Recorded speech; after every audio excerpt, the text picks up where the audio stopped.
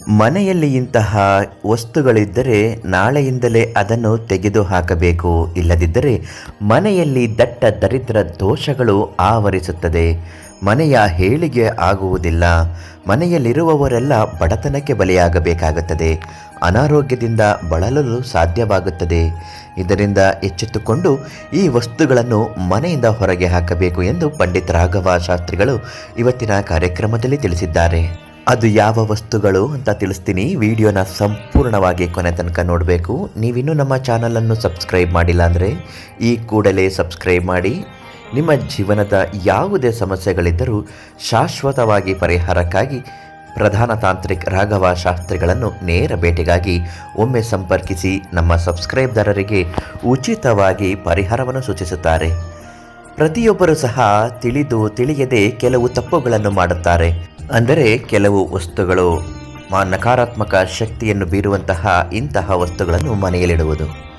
ನಾವು ತಿಳಿಸುವ ಹಾಗೆ ಮಾನಸಿಕವಾಗಿ ನೆಮ್ಮದಿಯನ್ನು ಕಳೆದುಕೊಳ್ಳಲು ಮತ್ತು ಆರ್ಥಿಕ ಪರಿಸ್ಥಿತಿಗೆ ಅನೇಕ ಕಾರಣಗಳನ್ನು ತಂದೊಡ್ಡುವುದು ಇಂತಹ ಬೇಡದಿರುವ ವಸ್ತುಗಳು ಮನೆಯಲ್ಲಿ ಇರುವುದರಿಂದಲೇ ಸಾಧ್ಯವಾಗುತ್ತದೆ.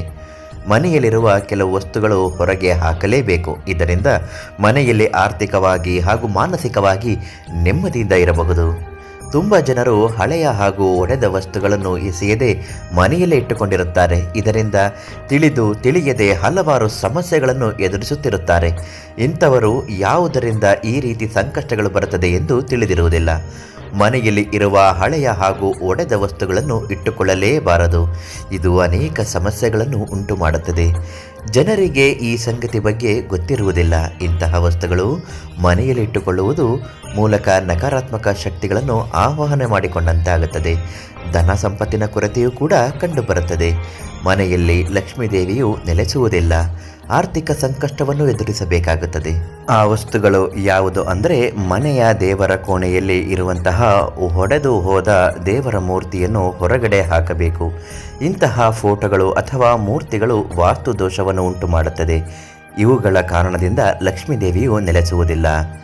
ಒಡೆದ ಮೂರ್ತಿ ಅಥವಾ ಫೋಟೋಗಳು ಮರದ ಹತ್ತಿರ ಅಥವಾ ಹರಿಯುವ ನೀರಿನಲ್ಲಿ ಬಿಡಬೇಕು. ಗಡಿಯಾರವು ಸಮಯದ ಸೂಚಕವಾಗಿ ನಿರಂತರವಾಗಿ ನಡೆಯುತ್ತಿರುತ್ತದೆ. ಯಾವುದೇ ಕಾರಣಕ್ಕೂ ಸಹ ನಿಂತು ಹೋದ ಗಡಿಯಾರವನ್ನು ಮನೆಯಲ್ಲಿ ಇಟ್ಟುಕೊಳ್ಳಲೇಬಾರದು. ಬಹುಬೇಗನೆ ರಿಪೇರಿ ಮಾಡುವುದು ಒಳ್ಳೆಯದು. ಕೆಟ್ಟು ಹೋದ ಗಡಿಯಾರ ನಕಾರಾತ್ಮಕ ಶಕ್ತಿಯನ್ನು ಹೆಚ್ಚು ಮಾಡುತ್ತದೆ. ಇದರಿಂದ ಆರ್ಥಿಕ ಸಮಸ್ಯೆಗಳು ಉಂಟಾಗುತ್ತದೆ. ಮನೆಯಲ್ಲಿ ಕೆಟ್ಟು ಹೋದ ಬೀಗಗಳು ಸಹ ಇಟ್ಟುಕೊಳ್ಳಬಾರದು. ಕೆಟ್ಟು ಹೋದ ಬೀಗದ ಕೈ ಮನೆಯಲ್ಲಿದ್ದರೆ ಅದೃಷ್ಟಗಳು ಲಭಿಸುವುದಿಲ್ಲ. ಹಾಗೆಯೇ ಯಾವುದೇ ಕಾರಣಕ್ಕೂ ಒಡೆದು ಹೋದ ಗಾಜಿನ ವಸ್ತುಗಳೇ ಆಗಿರಬಹುದು, ಒಡೆದು ಹೋದ ಕನ್ನಡಿಯೇ ಆಗಿರಬಹುದು, ಅದರಲ್ಲಿ ಮುಖವನ್ನು ನೋಡಿಕೊಳ್ಳಲೇಬಾರದು. ದೌರ್ಭಾಗ್ಯ ಅನ್ನುವುದು ಆವರಿಸುತ್ತದೆ. ಇಂತಹ ವಸ್ತುಗಳು ಮನೆಯಲ್ಲಿದ್ದರೆ ರಾಹು ಕೇತುಗಳ ಕೆಟ್ಟ ಪ್ರಭಾವ ಹೆಚ್ಚಾಗುತ್ತದೆ. ಹಳೆಯದಾದ ಚಪ್ಪಲಿಯನ್ನು ಮನೆಯ ಅಥವಾ ಮನೆ ಮುಂದೆ ಇಟ್ಟುಕೊಳ್ಳಬಾರದು. ಇಂತಹ ವಸ್ತುಗಳು ಹೊರಗೆ ಹಾಕುವುದರಿಂದ ಮನೆಯಲ್ಲಿ ಹಣಕಾಸಿನ ಸಮಸ್ಯೆಗಳು ಕಾಡುವುದಿಲ್ಲ. ಮನೆಯಲ್ಲಿ ತುಂಬ ಹಳೆಯದಾದ ಕಸದ ಪೊರಕೆ ಬಿಸಾಕಬೇಕು. ಇಂತಹ ವಸ್ತುಗಳು ಮನೆಯಲ್ಲಿರುವುದರಿಂದ ಮನೆಯಲ್ಲಿ ದರಿದ್ರತೆಯ ಕಂಡುಬರುತ್ತದೆ. ಹಾಗೆಯೇ ಮನೆಯಲ್ಲಿ ಜಗಳ, ಭಿನ್ನಾಭಿಪ್ರಾಯ ಕಂಡುಬರುತ್ತದೆ. ಹೀಗೆ ಮನೆಯಲ್ಲಿ ಅಶಾಂತಿ ತರುವಂತಹ ವಸ್ತುಗಳು ಇಟ್ಟುಕೊಳ್ಳಬಾರದು. ಇಂತಹ ವಸ್ತುಗಳು ಮನೆಯಲ್ಲಿ ಇಟ್ಟುಕೊಳ್ಳುವ ಮೂಲಕ ಮನೆಯಲ್ಲಿ ನಕಾರಾತ್ಮಕ ಶಕ್ತಿ ಹೆಚ್ಚಾಗಿ ಮನೆಯಲ್ಲಿ ಅಶಾಂತಿಯ ವಾತಾವರಣ ಕಂಡುಬರುತ್ತದೆ.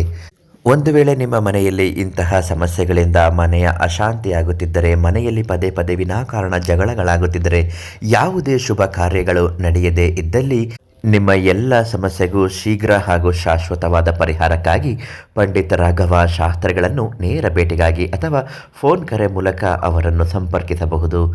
ನಮ್ಮ ಸಬ್ಸ್ಕ್ರೈಬ್ದಾರರಿಗೆ ಉಚಿತವಾಗಿ ಪರಿಹಾರ ಮತ್ತು ಮಾರ್ಗದರ್ಶನವನ್ನು ನೀಡುತ್ತಾರೆ. ನಾಳೆ ಮತ್ತೊಂದು ಮಾಹಿತಿಯೊಂದಿಗೆ ನಿಮ್ಮನ್ನು ಭೇಟಿ ಮಾಡುತ್ತೇನೆ. ಧನ್ಯವಾದ.